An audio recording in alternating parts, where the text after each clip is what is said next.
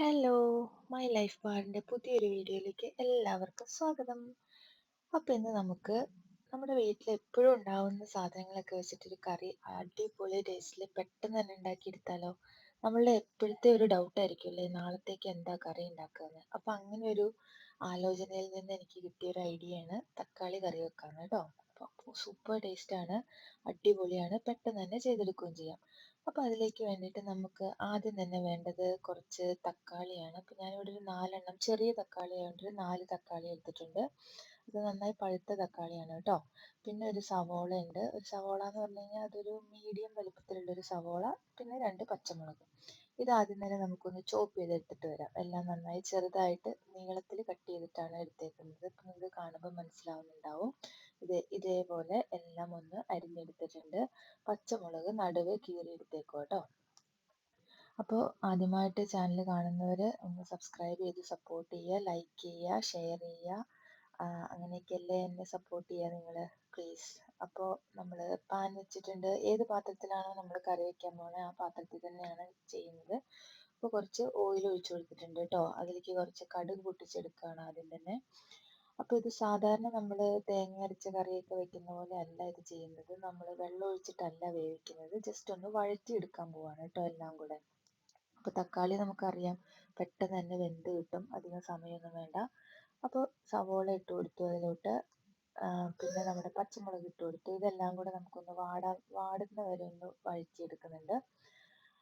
അത് കഴിഞ്ഞിട്ട് തക്കാളിയും കൂടെ ചേർത്തിട്ട് ഒരുമിച്ചിട്ടാണ് നമ്മളത് വേവിച്ചെടുക്കുന്നത് കേട്ടോ. ഇതിൽ ഞാൻ കുറച്ച് കറിവേപ്പിലയും കൂടി ഇട്ടിട്ടുണ്ടായിരുന്നു, അത് കാണിക്കാൻ വിട്ടുപോയി. അത് നമുക്ക് ചേർത്ത് കൊടുക്കാം, കറിവേപ്പിലയും കൂടെ. അപ്പോൾ എല്ലാം കൂടെ നന്നായിട്ടൊന്ന് വാടി വന്നിട്ടുണ്ട്. അപ്പോൾ ആ സമയത്ത് നമുക്ക് തക്കാളിയും കൂടെ ചേർത്തിട്ട് ഒന്ന് ഇളക്കി കൊടുക്കാം. പിന്നെ ഇതിലോട്ട് നമ്മൾ ആവശ്യത്തിന് ഉപ്പും കൂടെ ചേർത്തിട്ടാണ്, ഉപ്പും കുറച്ച് മഞ്ഞൾപ്പൊടിയും കൂടെ ചേർത്തിട്ടാണ് കേട്ടോ ഇത് വേവിക്കാൻ വേണ്ടി വെക്കുന്നത്. ഇതിലോട്ട് ഒട്ടും വെള്ളം ചേർത്തിട്ടില്ല, വെള്ളം ചേർക്കേണ്ട ആവശ്യമില്ല. പെട്ടെന്ന് തന്നെ ഇത് വെന്ത് കിട്ടും. അപ്പോൾ ഞാൻ എന്താ പറഞ്ഞത്, ഞാൻ പറഞ്ഞ പോലെ തന്നെ നിങ്ങൾ എൻ്റെ ചാനൽ ഒന്ന് സബ്സ്ക്രൈബ് ചെയ്യുക, സപ്പോർട്ട് ചെയ്യുക. നിങ്ങളുടെ ഫ്രണ്ട്സിനോ ഫാമിലിക്കോ ഒക്കെ ഒന്ന് ഷെയർ ചെയ്ത് കൊടുക്കുക. പിന്നെന്താ പറയുക, അത്രയൊക്കെ ഉള്ളൂ. കമൻറ്റ് ചെയ്യുക, നിങ്ങൾ ഇങ്ങനത്തെ കറികളൊക്കെ വെക്കാറുണ്ടോ എന്നുള്ളതൊന്ന് കമൻറ്റ് ചെയ്യുക. ഓക്കെ. അപ്പോൾ ഇതുപോലെ എല്ലാം കൂടെ ഒന്ന് മിക്സ് ചെയ്ത് നന്നായി ഇളക്കി മിക്സ് ചെയ്തിട്ട് നമുക്ക് മൂടി വെച്ചിട്ട് അതൊന്ന് വേവിച്ചെടുക്കാം. ഒരുപാട് സമയമൊന്നും വേണ്ട, ഒരു 2-3 മിനിറ്റ് കുക്കാകുമ്പോൾ തന്നെ തക്കാളിയൊക്കെ നന്നായി വെന്ത് കിട്ടും. അപ്പോൾ പെട്ടെന്ന് തന്നെ നമുക്ക് ഉണ്ടാക്കിയെടുക്കാൻ പറ്റുന്ന ഒരു കറിയാണ് കേട്ടോ ഇത്. ഞാനിതൊരു മാക്സിമം ഒരു 10 മിനിറ്റ് വേണ്ട, നമുക്ക് എല്ലാ സാധനങ്ങളും തന്നെ നമ്മുടെ കയ്യിൽ ഉണ്ടാവുമല്ലോ. തക്കാളിയൊക്കെ നമ്മുടെ വീട്ടിൽ എപ്പോഴും തന്നെ ഉണ്ടാവും. അപ്പോൾ അതൊന്ന് മൂടി വെച്ച് വേവിക്കാൻ വെച്ചു. ആ സമയം കൊണ്ട് നമുക്ക് തേങ്ങ അരപ്പിനുള്ള സംഭവങ്ങൾ എന്തൊക്കെയാണ് വേണ്ടതെന്ന് നോക്കാം. തേങ്ങ വേണം, ചെറിയുള്ളി വേണം. ചെറിയുള്ളി നമ്മുടെ ആവശ്യത്തിനനുസരിച്ചിട്ട്, നമുക്കൊരു ടേസ്റ്റിനനുസരിച്ചിട്ട്. പച്ചമുളക് നമ്മുടെ എരിവിനനുസരിച്ചിട്ട് എടുക്കുക. കുറച്ച് ജീരകം കുറച്ച് കൂടുതൽ തന്നെ എടുത്തിട്ടുണ്ട്.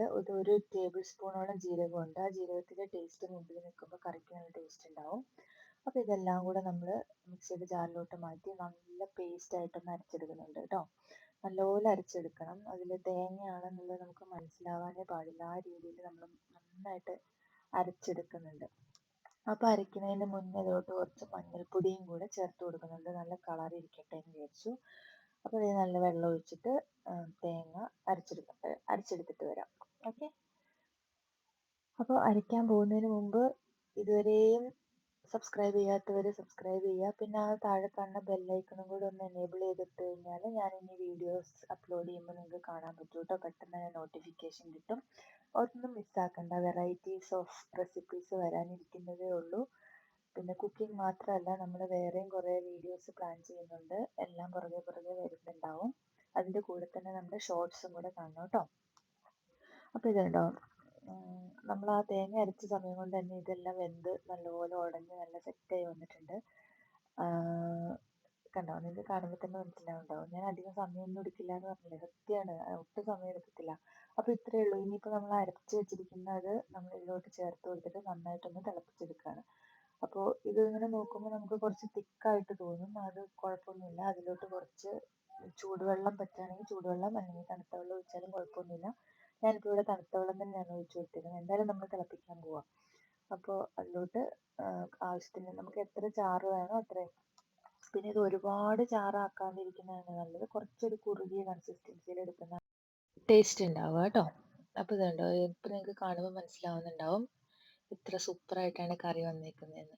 അപ്പോൾ നമ്മൾ ആദ്യമേ കടുകൊക്കെ പൊട്ടിച്ചുകൊണ്ട് ഇത് ഇനി താളിക്കേണ്ട ആവശ്യമൊന്നുമില്ല. ഇനിയിപ്പോൾ ചുമന്ന മുളകൊക്കെ താളിച്ചൊഴിക്കണം എന്നുണ്ടെങ്കിൽ അത് അങ്ങനെ ചെയ്യണതിനും കുഴപ്പമൊന്നുമില്ല കേട്ടോ. ഞാനിപ്പോൾ അവിടെ അങ്ങനെയൊന്നും ചെയ്തിട്ടില്ല.